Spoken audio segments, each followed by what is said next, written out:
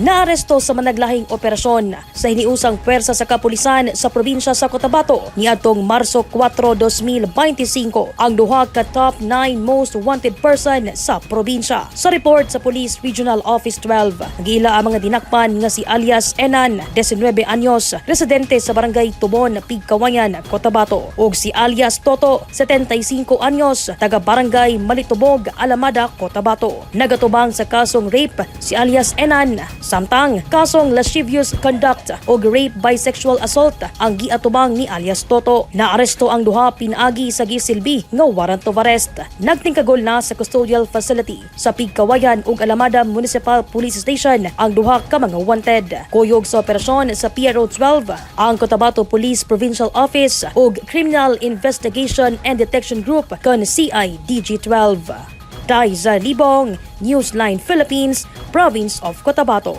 Stay safe.